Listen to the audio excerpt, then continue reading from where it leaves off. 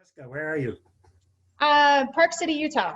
So I work for Recreation District for the Summit County area, open space management. Steve, you're Southern Illinois, right? Yep, Southern Illinois. Natural Heritage has been part of DNR for the state of Illinois, right at the Oak Hickory Forest Prairie interface. Well, I cut my teeth in prairie forest boundary there. I grew up in Wisconsin, so I was raised in the southern area there around Madison and so forth. So. That's probably my favorite prairie forest interface. You're a bit more glacial up there than we are down here. Yeah, nice. MD Meyer, I can see your initials there. Good morning. There we go. We're just doing introductions while there are just a few of us. Okay. My name's Mark Meyer. I'm an ecologist with the Forest Service. I work in Southern Sierra Nevada. And yeah, do a lot with forest restoration in my job. Just as a little background, I'm based in Seattle, and I've been here. Well, I got my graduate degree at the University of Washington here, but I was actually a paleoecologist in those days. But my conservation background really started back east, and when I worked as a plant ecologist for the Massachusetts Audubon Society, and did quite a bit of work with old growth forest in Massachusetts, which was pretty much unknown at the time. But I've been back here in the Northwest now since about 1996 or so. And as you probably know, we grow forests pretty well here. So, welcome to Paul. We were just giving introductions here. Where are you located? I'm at Utah State University in Logan, Northern Utah. Mm-hmm. And are you coming to this as a practitioner or as an academic or both? Or A little of both, and maybe we'll get into that. Mm-hmm. Good. Okay. And got another couple of folks connecting here. Oh, hi. I'm Christine. I work for State of Hawaii for Division of Forestry and Wildlife under the Native Ecosystem Protection and Management. Excellent. Well, welcome. Hi, I'm Vanessa Neese. I work for Texas Parks and Wildlife. I'm in East Texas at the Caddo Lake Wildlife Management Area. Our reforestation issues are converting pine plantation back to probably a pine hardwood mixed forest, and in some cases bottomland. Great. Well, we've got a lot of different geographies represented here. We can take this discussion pretty much anywhere where folks would like. If you want to bring up issues that were stimulated or raised by some of the talks you've seen over the last few days, we're happy to go there. If you have particular issues that you want to raise to see if you've got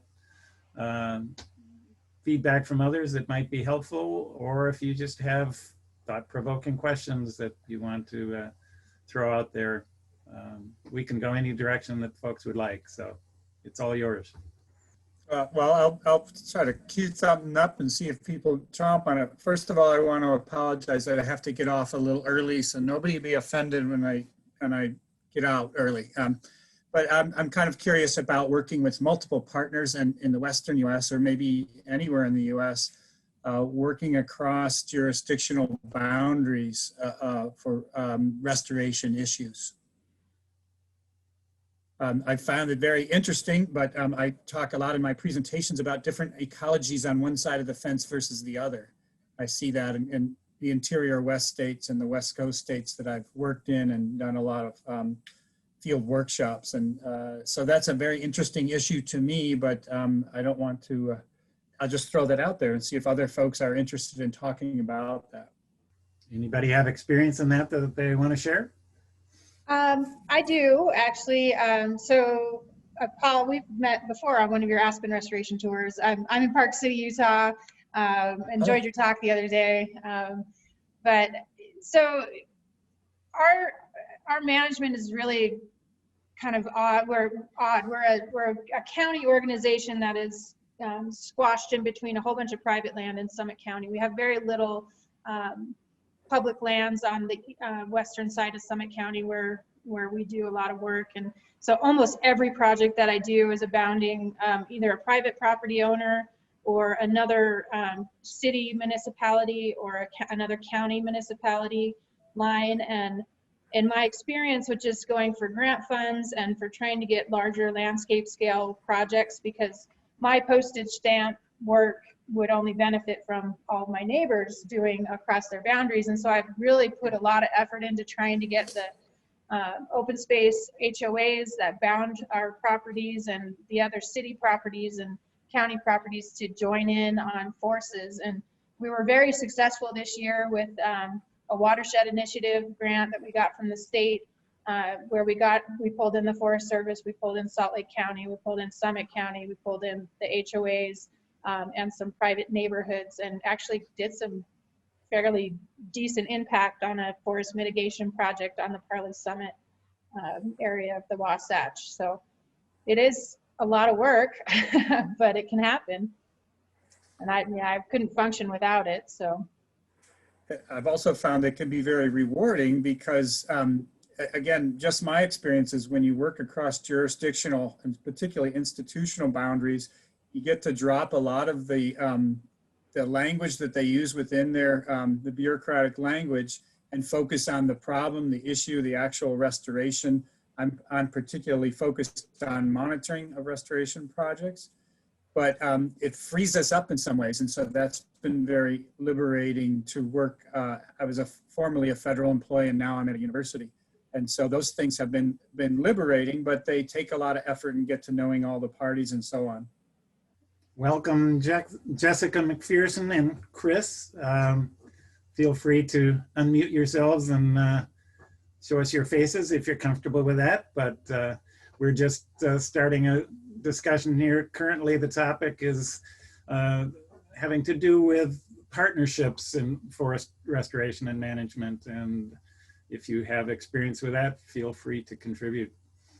Paul, I just FYI, I guess more than anything else, I used to be with the Nature Conservancy here in Washington, and they've got a pretty extensive collaborative project going. As you probably can guess, since this is sort of ubiquitous in the West, we've got a lot of checkerboard lands that every other mile is private. Used to be railroad, now it's timber company. A lot of those have been bought up in recent years by conservation organizations like the Nature Conservancy or state agencies like the Washington Department of Fish and Wildlife. And every other mile in a lot of these areas, especially going through the Cascades and all, is national forest.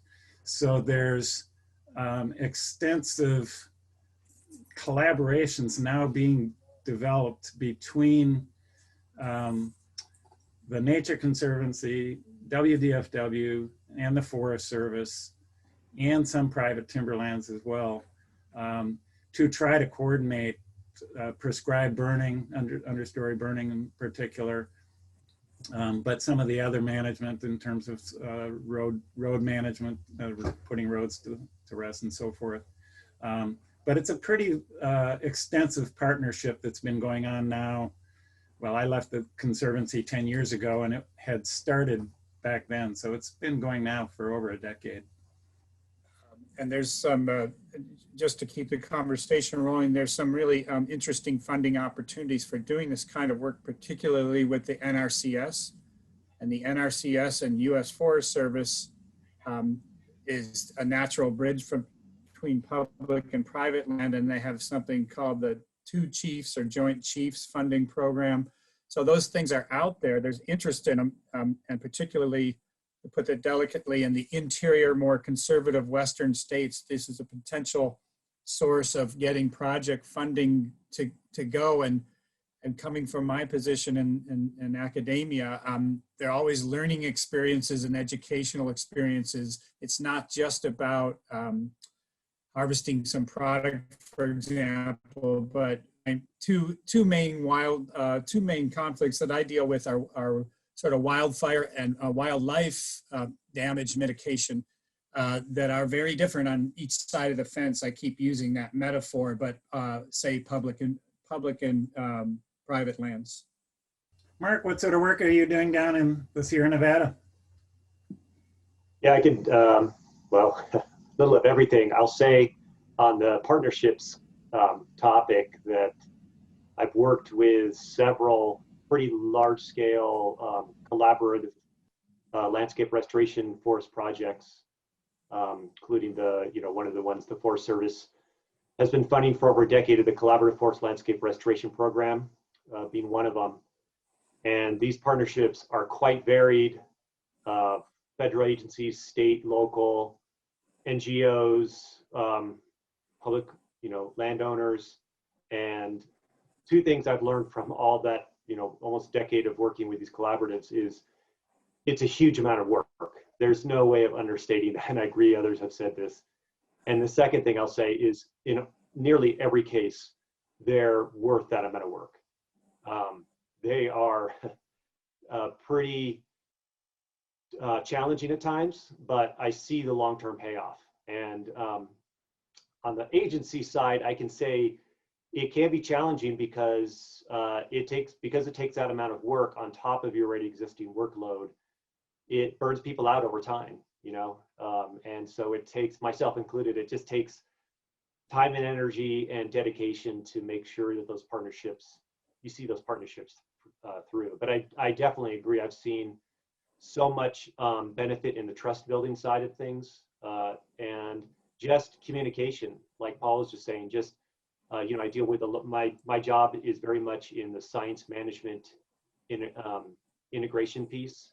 So working with scientists, doing a lot of monitoring, working with partners. And the thing that I've realized is these collaborative ventures really help facilitate the conversation and education, understanding with people. And I think a lot of people appreciate that, sitting at the table time and again to hash out some of these issues that you have, maybe as a scientist, have figured it was determined and well understood decades ago, but it's amazing how many people still don't understand some of the basics of the science behind, fire, for example, the importance of fire in the forest ecosystems you're working in. So I can't agree more with what others have said, but boy, is it a lot of work. Yeah, I totally agree with you, Mark. I wonder if some others haven't spoken up might have some examples of actual restoration projects, whether cross-boundary or not, that we might learn from in different ecosystems. I agree like 101% with what Mark just said. So in Hawaii, we actually do a lot of collaboration because the state is divided up into a lot of private lands. There's actually not a lot of state land that the state actually owns. And working for the state, it's really hard getting into private sections. So we do a lot of collaboration with watershed partnerships or agencies that are funded by the military. And with the ungulate control, the program that we do a lot of connections with is they're funded by the military. So we kind of always get together and we kind of strategize how we want to control the ungulates, especially pigs and goats. I'm not sure how collaborative the continental US is or the mainland is, just because Hawaii is so small and there's so much more that to lose here because of acreage. We don't have a lot. We don't really have a choice with like not having to collaborate just because of how divided the land on the state is, like in the state of Hawaii is. There's and with like restoration work, we do a lot of meetings, actually, either it be quarterly or biannually, of what we should plant in the areas, and we do work across different forest ecosystem types. So we do a lot of collaboration, especially outreach wise and volunteer wise, of who we can bring in and what kind of restoration work we do want to do with volunteer, just because we also don't have a lot of staff, especially on the state side. We don't have a lot of staff, and a lot of those programs, we usually do it through the military as well, because they get most of the funding. I think they get the most funding, at least on this island of Oahu. I don't know if that helps, but The collaboration that we do is mainly invasive species. So I work in my program, I do a lot of the invasive species and the native forest restoration. So when we do the non-native species, especially on a state scale, it's pretty much everyone, we get together, we collaborate what we want to do. So I do a lot of the aerial spraying and I do some of the ground control. And I only do ground control within the state kind of boundaries, but we all get together and we agree of what type of, I guess, control we want to do, because a lot of the time we don't know how to control the plant. Sometimes there hasn't been scientific proof of how to control it, how to maintain. So we do a lot of collaboration work on research-based things of what we can do to mitigate. And then from those researches, we go out and we agree on what exactly to do on each property, and we'll go and do it. I don't know if that made sense. But that's pretty much what we do here in Hawaii, at least. Here in Texas, it's a little different because Texas is 98% privately owned. So to get the private landowner buy-in is critical. And most of the resources or the energy will go to the private landowner simply because they're the larger landowner. I work on state lands and I work at the bottom of a watershed at a swamp that catches everything off of that watershed. So actually getting that private landowner buy-in is critical because we can reach out to them and try to explain to them a little better about what good land management practices are. You know, in the past, we've seen a bit of a change. A lot of these folks are more interested more in the wildlife than on the economic side. I'm in the piney woods, so one of our agricultural products here is pine trees. You know, yellow pine, you know, loblolly, longleaf, shortleaf. So pine plantation is pretty much the going agriculture. They often call it the redneck 401k. You know, you plant your trees and in 25 years you cut your trees, you know. But a lot of younger landowners now are turning more to really focus a bit more on the wildlife. So they're more interested in growing something besides just pine trees. So we have a lot of biologists with the state of Texas that actually work directly with those private landowners. And also to help us do that, we partner a lot with National Wild Turkey Federation or any other NGO, you know, the Nature Conservancy. We have joint ventures and such like that. We have the Forest Service, Texas Forest Service, that, you know, they make very good information resources and such like that. But the other, you know, so, you know, our partnerships very different than the Great Basin focuses really highly with those private landowners.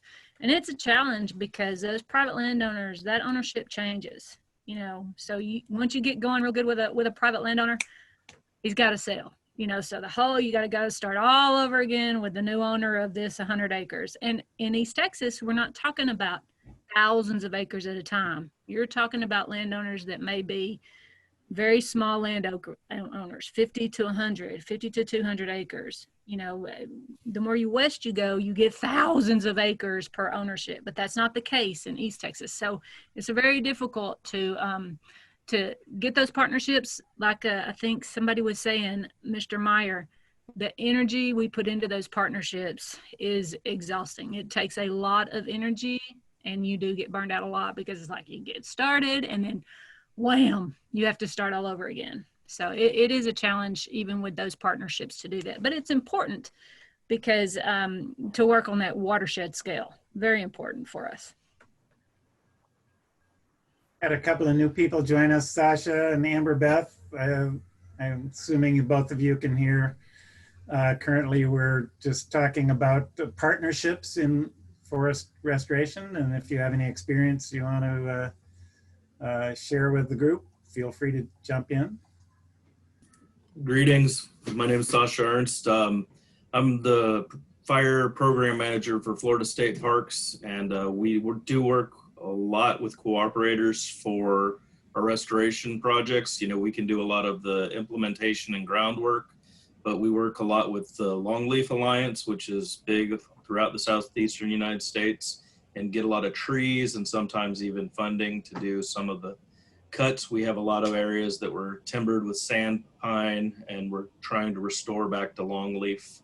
So, we'll get funding sometimes through those projects and work with partners, including Nature Conservancy, Florida Forest Service, and sometimes other federal agencies, depending on the geographic location of it. So, partnerships are a huge part of us getting anything done pretty much these days. And we utilize, even for burning, we often have, multiple different stickers on the sides of trucks. It looks like there's a lot of different people there, just because we need to do that, especially in isolated, more rural areas. We have to cooperate because it's the only way to affordably do it, rather than pulling state resources from one agency from all over the state. So yeah, it's a big part of what we do, and it's definitely a key to successful restoration for us.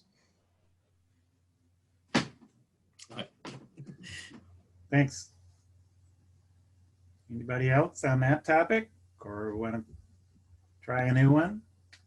I'll make a comment about that topic. And I'm in the Midwest working with state DNR.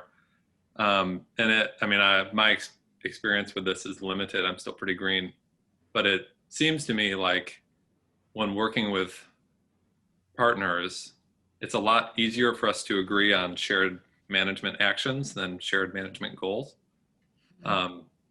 And which is useful. Especially if for agencies that are bringing resources to the table, that's a useful way to find partners. It seems it's more where that seems more difficult, and especially for forest restoration, is that our time frame for forest restoration is pretty long. So that's different than, let's say, it's grassland restoration, where, all right, one party is looking to restore prairie vegetation, one party is looking to create grassland bird habitat, one party wants upland game species habitat. So those are all different goals, but you can agree to implement an action that will provide all of those pretty quickly. For forest management, it takes a lot longer. And if a private landowner is looking for sustainable timber harvest, and let's say we're coming in looking to restore the historical old growth conditions in a forest, right? Those are different goals that will take a lot longer to pay off. So we can really agree that fire is helpful. So the easiest thing is coming up with sort of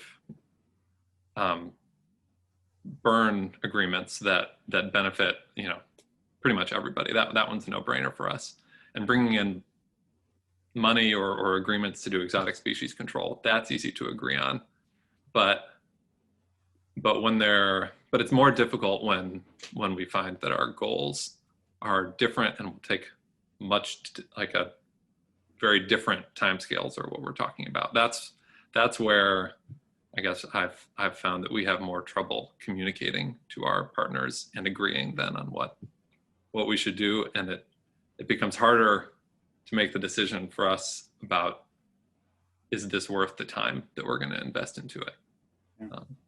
Yeah.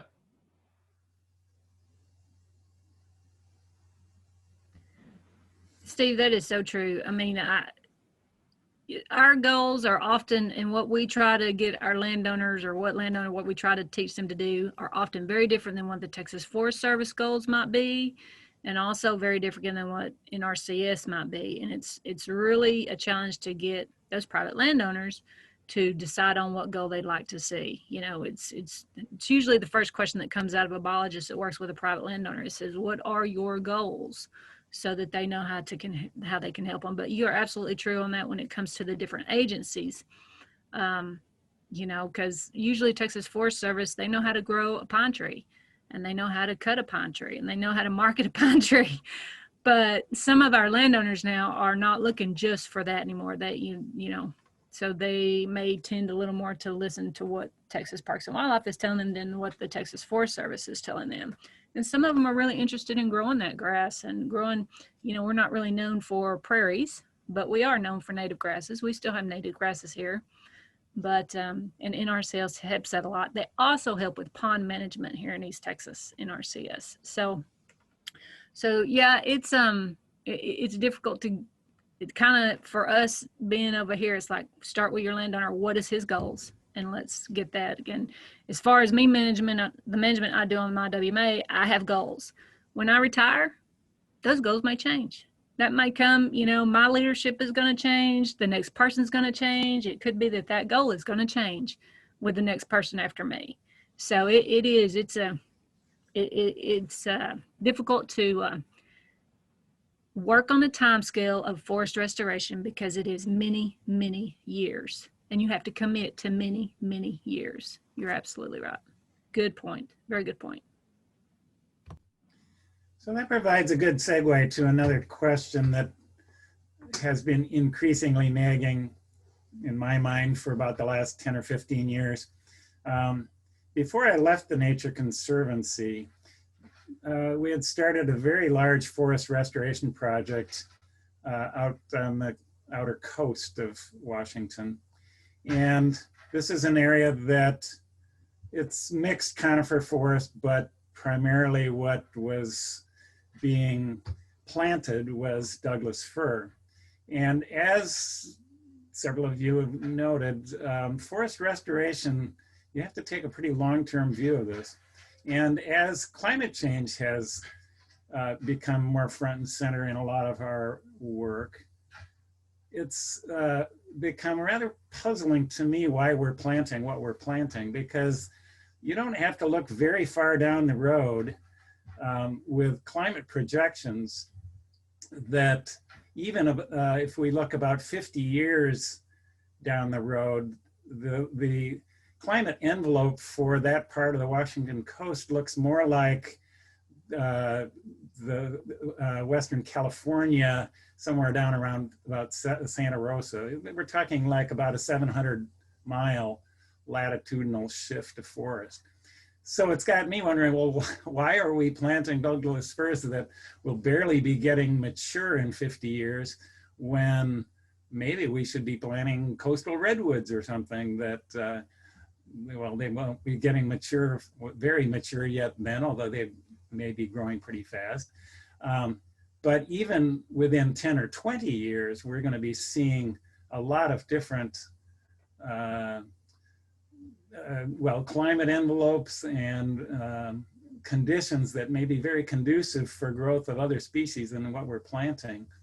So I'm just wondering whether any of the rest of you have tried to tackle with that at all.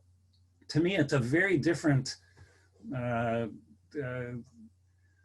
game or scenario or playground or however you want to look at it than grassland restoration, where we may be talking about just a few years or maybe a decade or two in terms of what species we should be using and so forth. So any thoughts on that?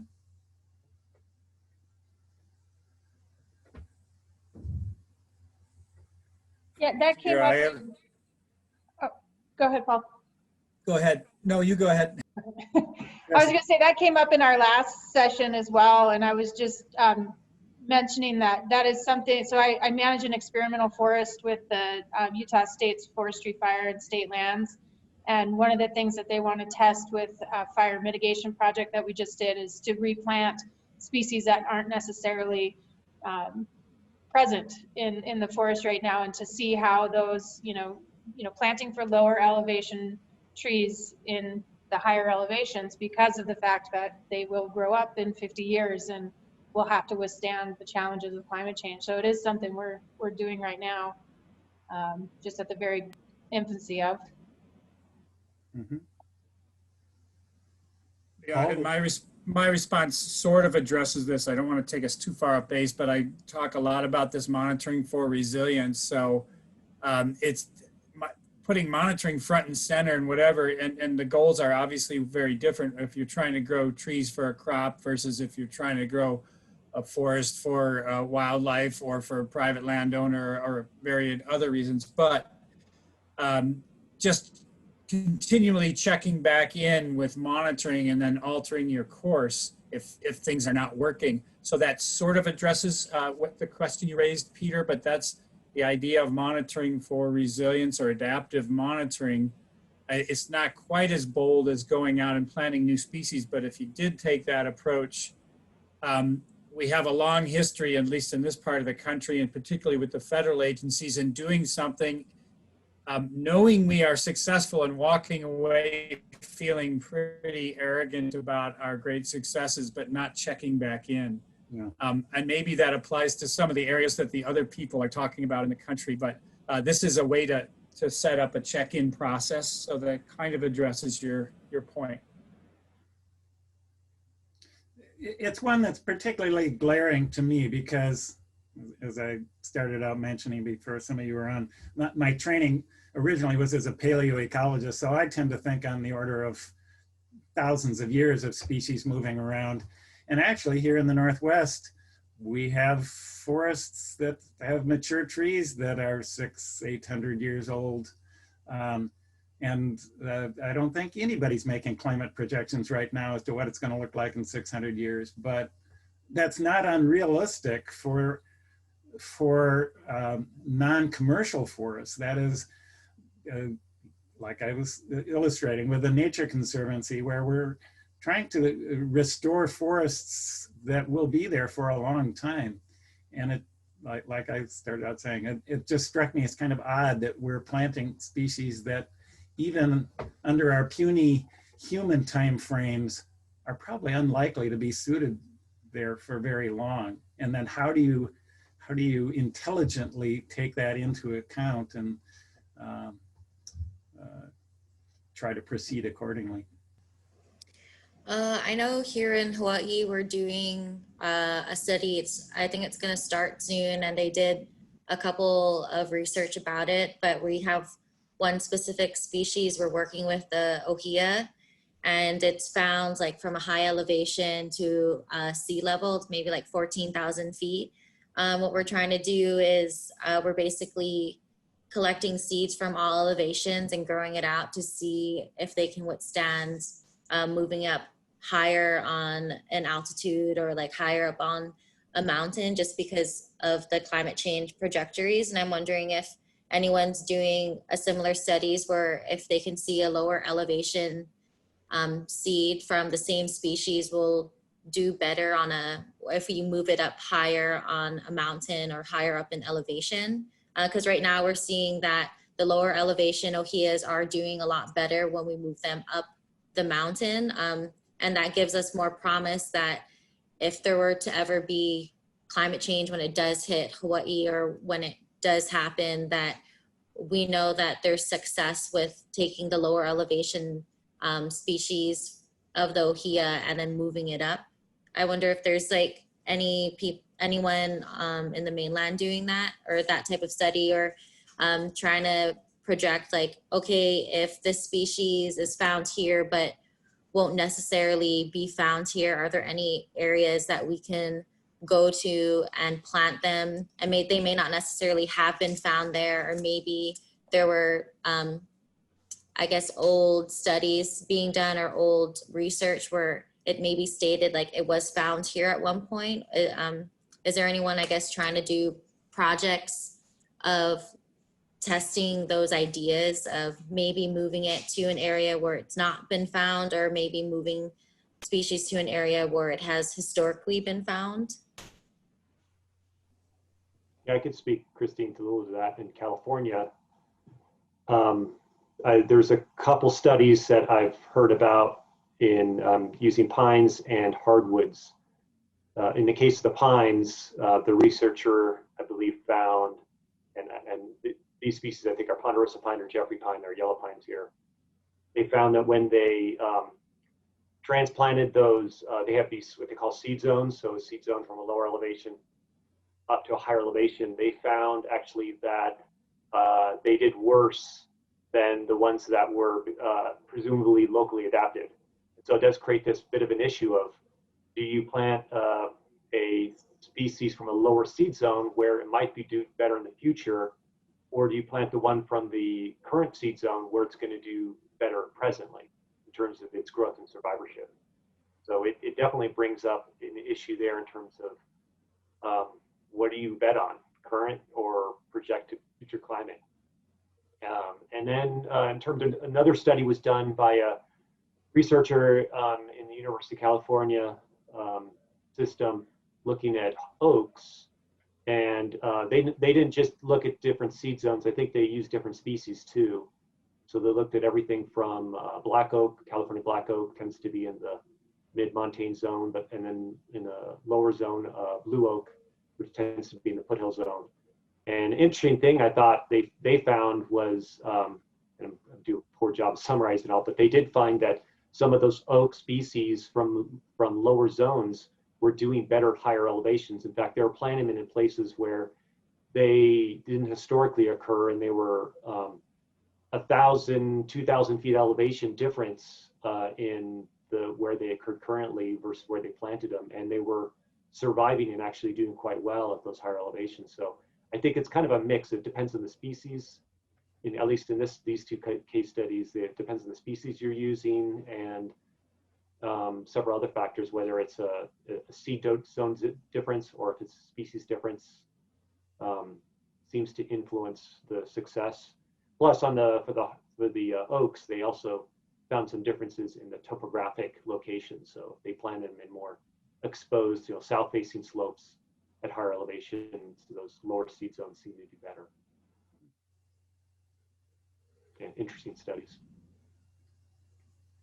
I would also put in on this topic that I think it's challenging. I think land management agency side, like the Forest Service, dealing with millions of acres in California and elsewhere in the West and the U.S., trying to address some of these questions. I know in California they are grappling with thinking about trying to experimentally move conifer seed from lower seed zones and reforestation projects. Right now, they're just beginning to look into this from an experimental standpoint rather from a larger land management standpoint. But yeah, I would say one thing that seems clear from a management side of things is not just what we plant in terms of the whether locally adapted or from a different seed zone or what species, but also how we plant. That I'll get an example here is that we have a regional protocols to the spacing of how those trees are planted. We use even spacing and so many trees per acre. It seems more intuitive now that our planting densities are much higher. They're developed for forests that were based on pre-settlement condition from the 1850s and earlier, based on those reference conditions. And they're far too high than what we project climate's going to support in terms of those future stands. So there are some things I think that are more intuitive based on the science that we can make conclusions on now for reforestation projects on national forests or other lands. Planting densities are a bit too high, and even how we plant them in terms of locations on the landscape, whether they should be using some of these more traditional approaches. I think we're at that stage where we need to start thinking about how we plant them, and that needs to be done differently when we think about climate change. One of the things that I noticed here in the Northwest is that there's quite a few species that can be planted and actually will grow very well. There are coastal redwoods and giant redwoods growing all over Seattle, and they grow very well. They just don't reproduce. And there's a lot of species that we have here that's the case. And my guess is that if climate changes as in some of the ways that are projected, that may change and that they may start reproducing 10 or 20 or 50 years from now, being able to successfully regenerate, whereas right now they're not.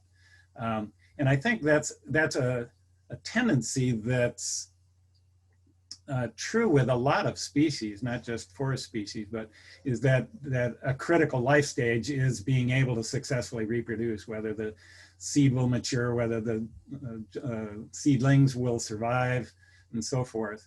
And given future climate scenarios, changes in the vulnerability of those life stages may become more evident. The other aspect, of course, is the increasing, as a lot of people have characterized it, climate chaos. And a lot of formerly 500 or 1,000-year events, whether they're mega storms or early late freezes, this sort of thing, may have impacts that are much more frequent and much more evident than we're currently dealing with. Let me throw out another question that, again, has been puzzling to me, and I'd be interested in see how you folks are addressing this, if at all, is that from my experience, most forest restorations projects are largely focused on the trees. And that certainly makes sense where a lot of the partners and so forth, and maybe your own organization is focused on this as a commercial endeavor to plant trees to be harvested at some time in the future. But for natural areas, this is often not the case in terms of the goal, but I still find a lot of practitioners are pretty much sort of the, if we build the tree community, everything else will come. And so I guess my questions are sort of twofold. One is, for those of you doing this sort of thing, is that your practice? Are you mostly focused on trees and expecting other things will come? And two, if you are doing that, are the understory species, the associated plants and animals that would be expected to occur in those areas, are they coming back on their own or not? And if not, is that something you're addressing?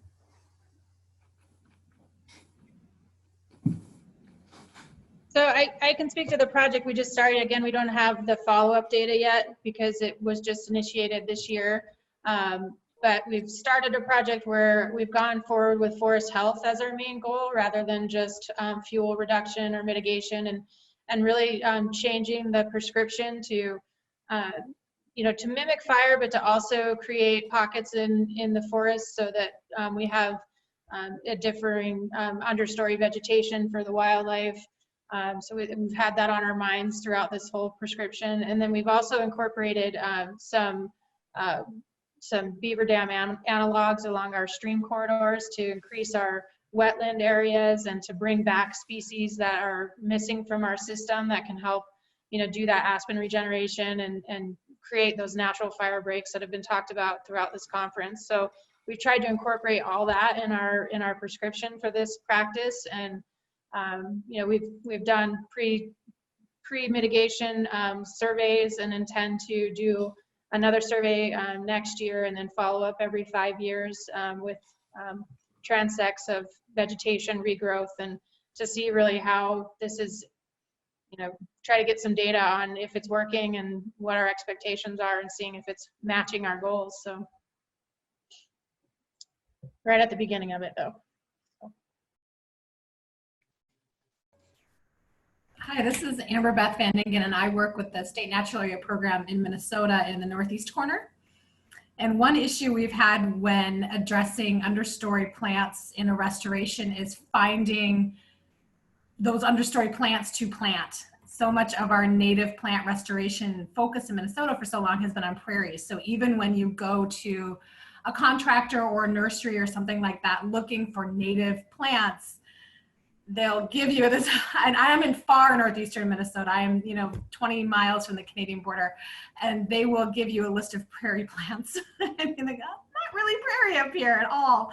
So that's been one of our challenges in doing this. It's something we think about, but we don't do any, haven't done a lot of planting of understory plants. Some shrubs we're able to get, and increasingly every year there seems to be a little bit more awareness of that the non-prairie parts of the state need to have native plants too, and there's interest from gardeners and homeowners and stuff in this too. So it is getting better, but that is one issue we've run into when we wanted to increase the diversity of the understory is not having those plants available to us.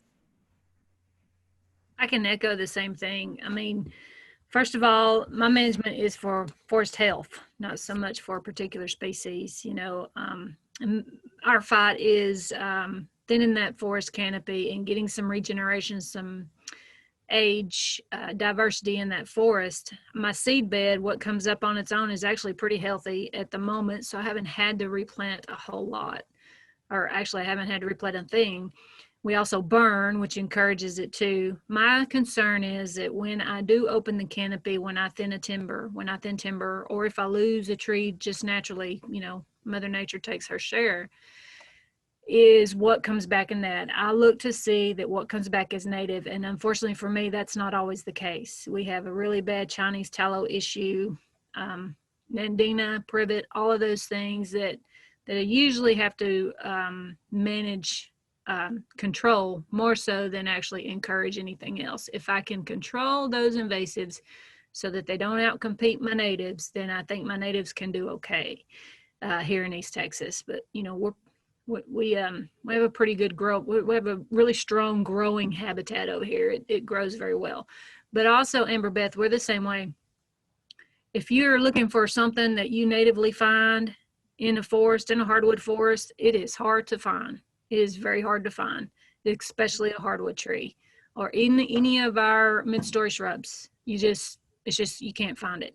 The other thing that I'm concerned about, which has been echoed in this, is getting something local, finding that seed source that's local.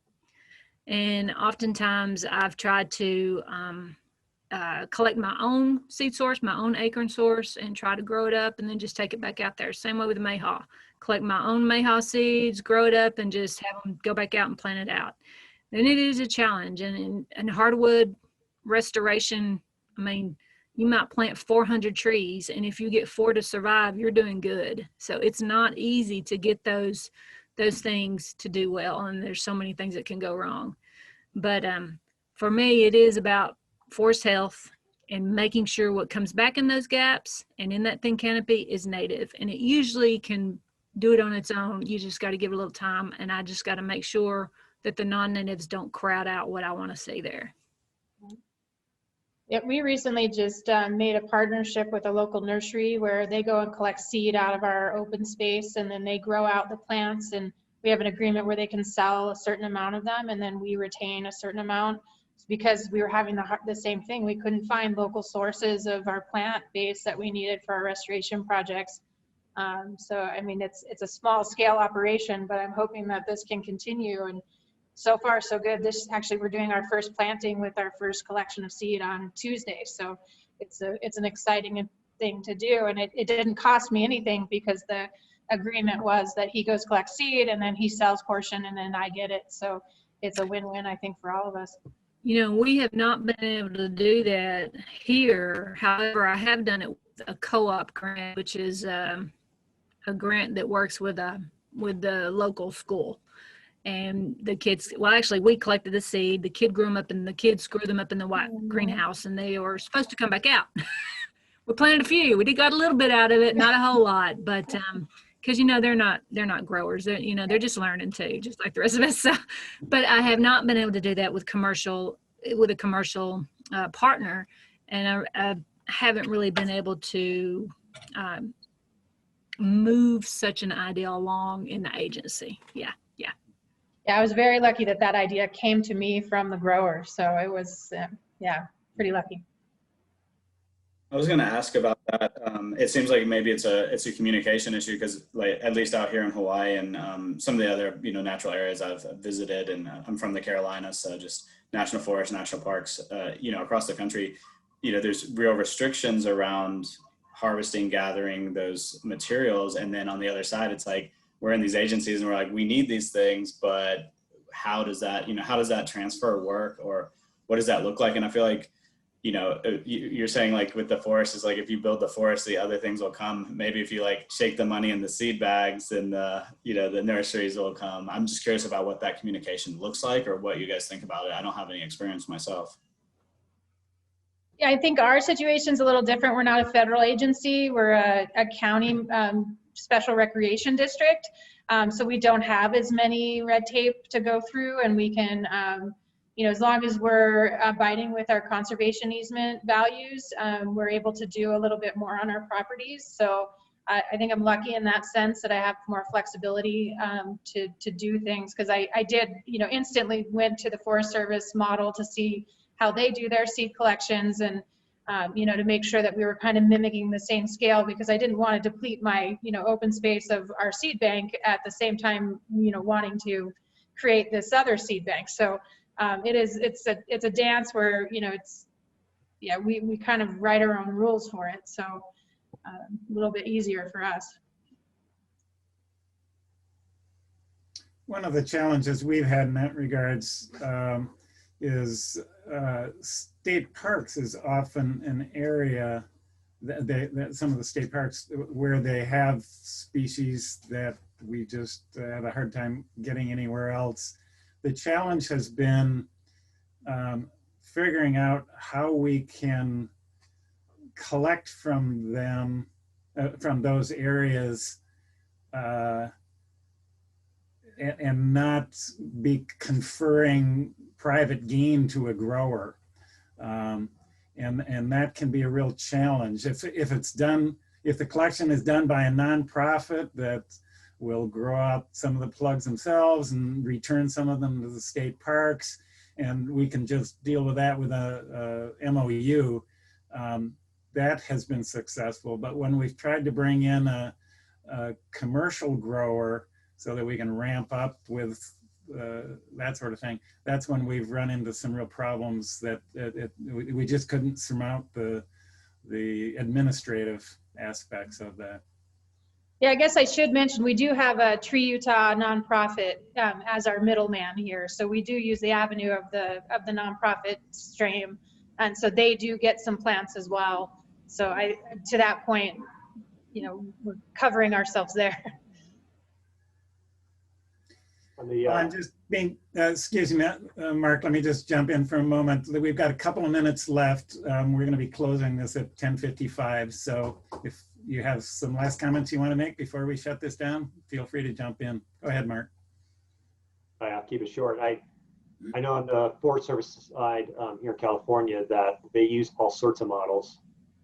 Like a One National Forest that I work for, they for outsourcing seed, and we're talking about, you know, the Forest Service has the reforestation with a handful of tree species dialed down. They've got their nursery to handle that at fairly large scale, although not large enough scale to address all these reforestation issues under these large wildfires. But for the understory, you know, if they wanted to do some sort of restoration with seeds or with small seedlings, they've relied on everything from NGOs like local native plant societies to developing their own nursery in-house in some cases where they have the capacity, to working with local commercial growers, native plant growers in their area. So it kind of goes back to that partnership topic we discussed earlier. It's quite varied from forest to forest, and it depends on who their local partners, who's willing to partner with them to try to increase that capacity for the shrubs and herbaceous species particularly, or even tree species that aren't really a focus of the nursery from Placerville, which is for the Forest Service, it's the main area where they grow trees. Any final comments from anybody? Well, thank you all. Oh, go ahead, Christine. Sorry, I was just wondering if you guys work with kind of like the weedy species, because we do that a lot here in Hawaii, because we do need the canopy, the middle story, and the shrubs. But because we do everything in-house with growing plants, we do a lot of like collecting the weedy species, the species that we can find on a regular basis, and then kind of throw those seeds out or get those to grow, because usually those grow the fastest. And then while we throw those out, and those are like providing shade for invasives to not come in and encroach, we have enough time to kind of go out and find the seeds that we do need to fill in the middle story. I was wondering if that's a strategy that you guys do as well, because in Hawaii there is a lot of problems with having invasive species encroach. So I do a lot of chainsaw work. So I was wondering if you guys do any of that, like kind of weedy species mitigation, where you just throw it out and have that fill in to help you mitigate invasives from encroaching. Sounds like very different systems that maybe many of the rest of us are working in. Yeah, I haven't done that. I mean, like I said, my seed bed is quite resilient. This forest is quite resilient. Now, I have been known to throw out acorns where I need to see them, collect a few and kind of move them around on the WMA. But you know, our weedy species, I don't know, it's they kind of come back on their own. They really like us to burn, and they'll respond very well to prescribed fire. So I think I'm fortunate that way, that the seedbed, like I said, is still quite resilient. So it gives it a little bit of a start. The problem is those invasives are just so much better, and it ends up just, you know, I just kind of have to give them a little extra, give those natives a little extra push and try to lean heavy on those non-natives that come into those gaps. So. Well, I want to thank everybody for participating in this. It's been a good chance to meet you all, and we need to clear the site now so that the next group can come in. So thank you all, and maybe see you again at the next meeting. Take care.